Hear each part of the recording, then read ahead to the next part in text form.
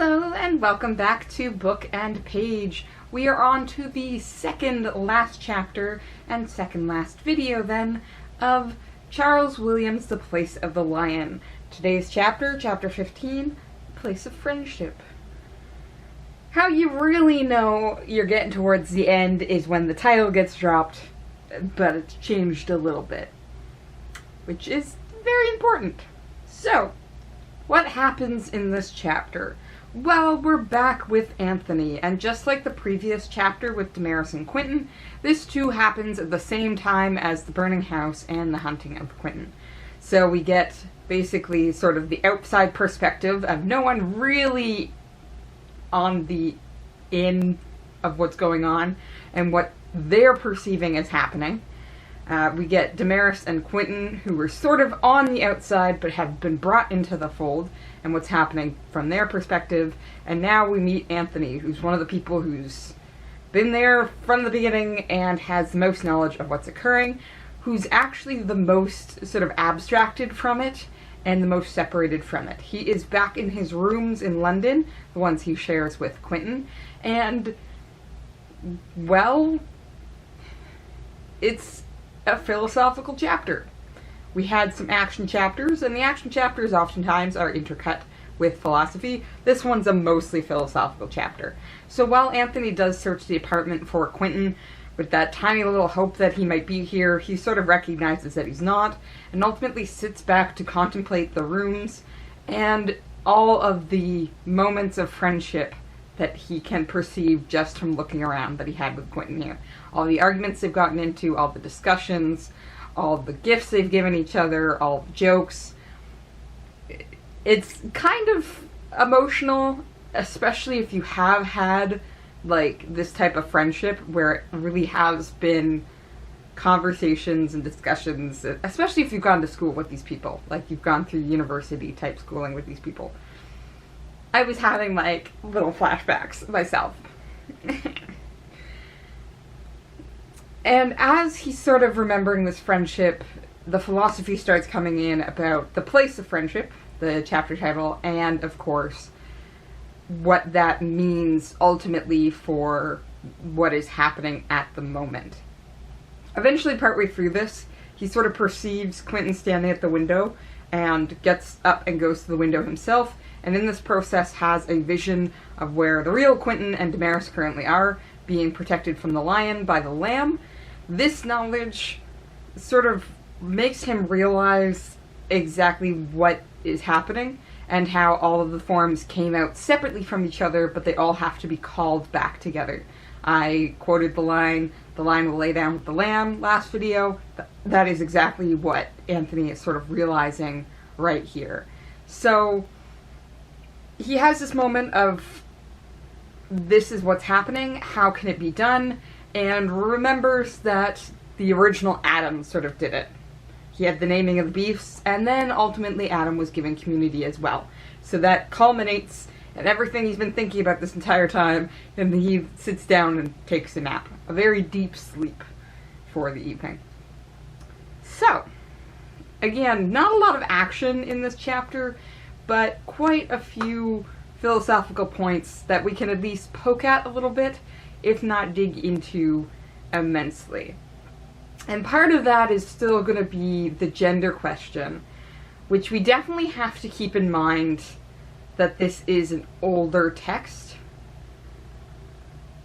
Not super old, but it is from an era where we're still looking at men as the intellectual leaders and women as the more subservient side of things. Like, you have to keep in mind that Charles Williams was at least honorarily part of the Inklings. There is a question of whether or not he was like a full member in the way that we would say C.S. Lewis and Clive Owen and J.R.R. Tolkien were full members.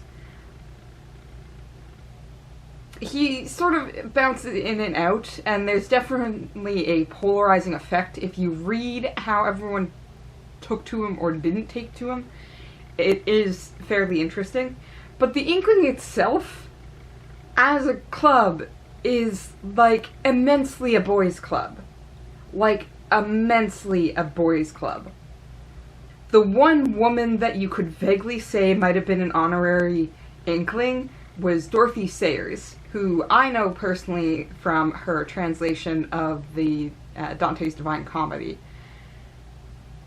She wasn't a member of the Inkling. She wasn't allowed to go to these meetings. There is an account of her shaming the entire group of them by standing outside and basically demanding to be let in and demanding to know why, if it was based on her gender, why she couldn't come in. Whether or not that actually happened, whether that's hyperbole. But the Inklings was a boys' club. Even like the Lord of the Rings, when you look at it, majority-wise, a boys' club.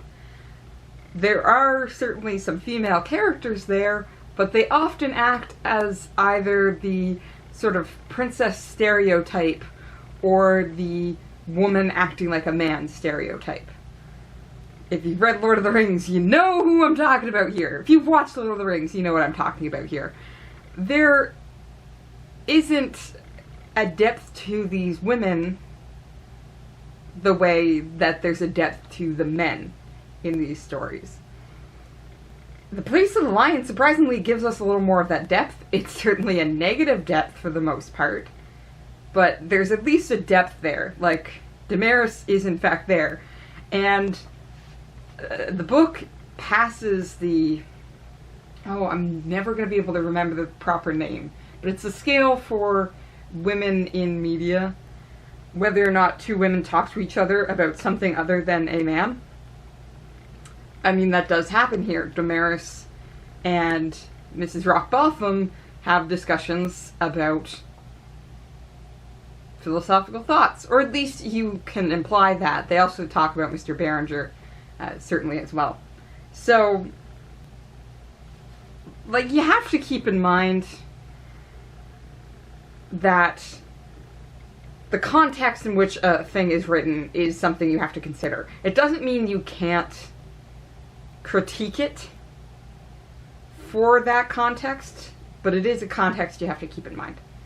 So we are seeing the boys' club, and this type of friendship is certainly reflective of something like the Inklings. This type of friendship is precisely based around men being able to come together and discuss philosophical thoughts, political thoughts. I mean, like, Williams drops talking about the election. Like, it's not just higgly-piggly philosophy that doesn't actually matter. It's philosophy, it's political science, it's art, it's everything. They talk about gift-giving at one point, and whether or not a gift that benefits the most to the most people is better than a deeply personal, singular gift. That's what the Inklings were. The Inklings, also many of them, were professors, gave lectures in primarily male-centric areas. The Place of the Lion is, well, placed exactly in its time period and context, where certainly there are women who are starting to come up through the ranks. Dorothy Sayers is a big one. Do they have to be like Daenerys? Do they have to grit their teeth and buckle down and be the immovable rock purely so that someone will listen to them? And risk having somebody say that they're not thinking about these things correctly. Like, Daenerys goes from my work is worth something to a very doe-eyed character within these chapters, within this change. So it does say something about friendship here. Which is to say that friendship, all the friendships we get that are denoted as friendships, for the most part, are gender-based. It is male-to-male friendships that are the most applicable. Anthony and Quentin's is the most explicit, because we are seeing things from Anthony's point of view, so we get this entire chapter sort of devoted to the reflections of his friendship with Quentin. But we also have a forming friendship between Anthony and Richardson, again based on this idea of being able to discuss these things as intellectual equals. And then Richardson notes Mr. Beringer, how kind he was. And then the other friendships kind of go off the rail. The friendship between Mrs. Rockbotham and Miss Wilmot precisely ends up with Miss Wilmot twisted. Mr. Foster, who seems to have an equal, very thin type of friendship with both genders represented in this book. I'm of the belief that there's more than one gender, but Charles Williams is definitely presenting the two here, complete with their stereotypes. But Mr. Foster speaks with both Damaris and Mrs. Rockbotham and Dr. Rockbotham and Mr. Beringer and Anthony with seeming equal weight, but definitely, again, more opinionated towards himself, and he gets twisted by the line. So, the best friendship that we have represented is definitely a male-male friendship, which historically is certainly applicable within Western thought. Again, we can go back to Aristotle here and his Nicomachean Ethics, which goes from a discussion of virtues into a discussion of friendship within the last few books of the text, and precisely the best type of friendship, the true friendship, is intellectual and virtual equals who improve each other through their friendship. And this is still a male-male friendship. It is two men who improve each other and make each other better because they're equals in the first place. This idea in and of itself is, I think, nice as a framework, if it could be applied equally to any and all genders. But, again, we're given the sense that this is a male-male friendship that's expected. And we're told a lot about the importance of friendship here. Some of it is, again, kind of and a lot of it's just sort of thrown together, which is understandable because Anthony, despite the fact that he slept a couple of times, is probably utterly exhausted by the fact that he has constantly just been interacting with these forms.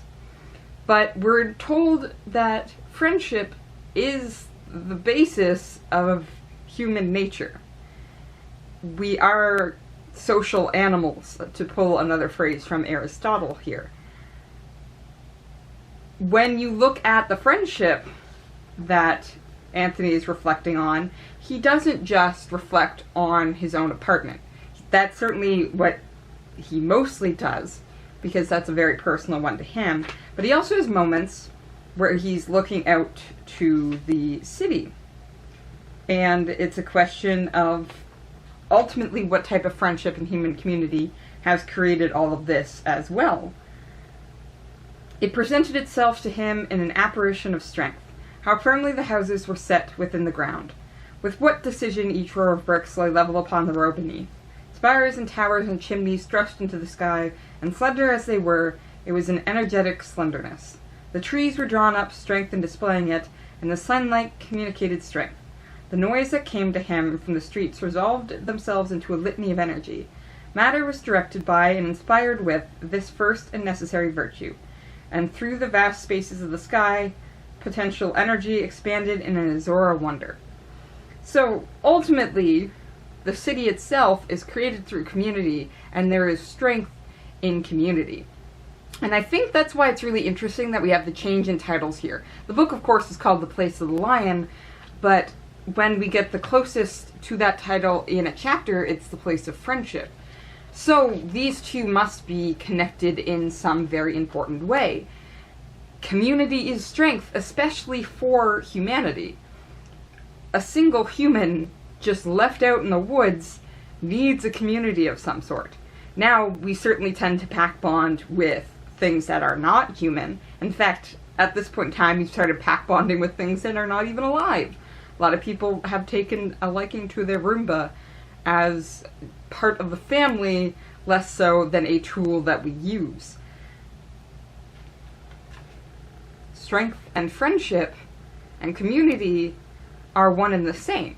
At least they should be.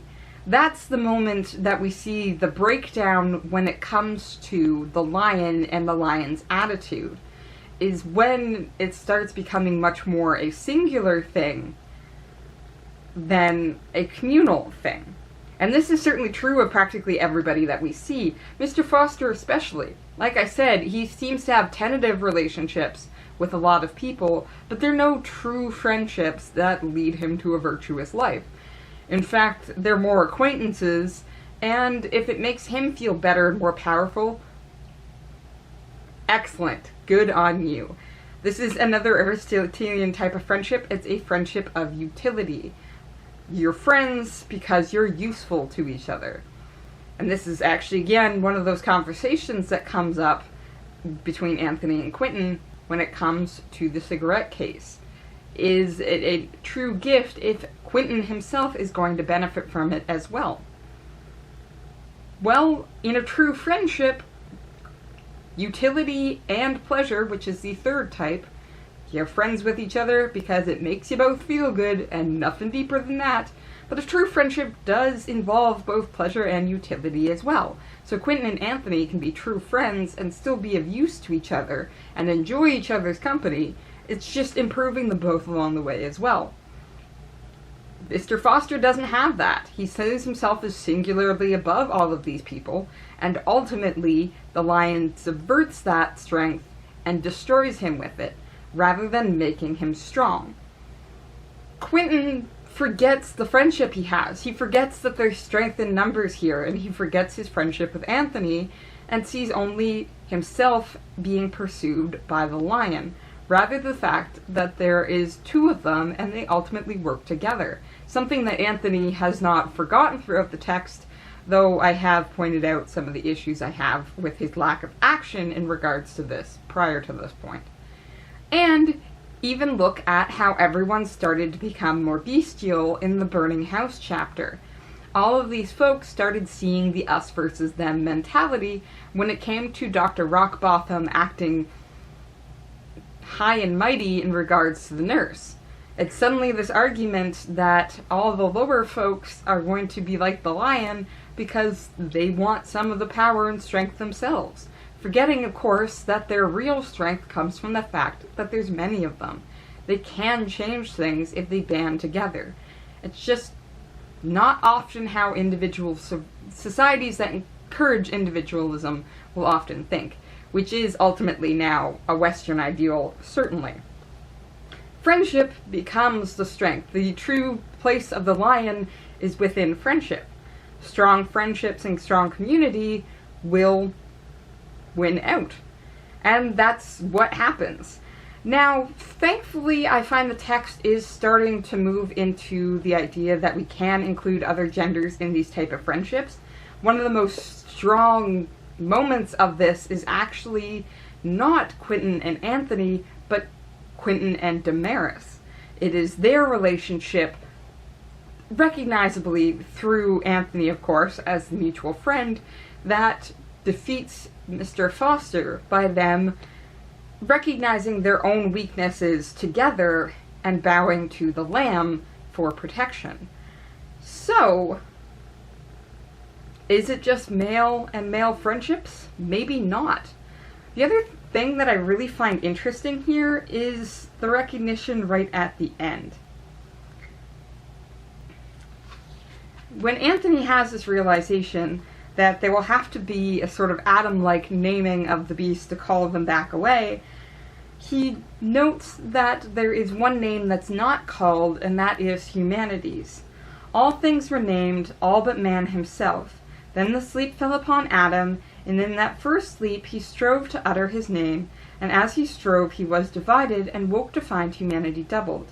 The name of mankind was in neither voice, but in both. This, of course, is in the creation of Eve from Adam. Adam notes that he's by himself. God puts him to sleep, removes a rib, and creates Eve, so that humanity is now doubled. Though notably again, and I'm going from the text here, which is denoting two genders, my opinion of that is completely different, but the two genders themselves create humanity, not Adam and man alone, but Adam and Eve. It is the two of them who ultimately name not only humanity, but each other as individuals. So we have the creation here of not just friendships and relationships and community, but that's definitely what's happening, but also individuals within that community. Because that's the other important thing. You can have individuals inside of a friendship. In fact, you need to. The moment you start seeing that other person either as fully part of yourself or so unimportant because you're the dominant person in the friendship, that's not a true friendship. That's you being selfish and self-involved and consuming the other person into yourself here. So both Quentin and Anthony need to be Quentin and Anthony in a friendship between each other. Same as, I will think is important, is Anthony and Damaris must remain Anthony and Damaris despite the relationship. Actually, because of the relationship. Is that what we're being fully told prior to this point? Maybe not. But I see some hope here with the fact that he is denoting that the voice of humanity must come from both Adam and Eve, and not just Adam himself. Whether we'll see that played out fully in the end,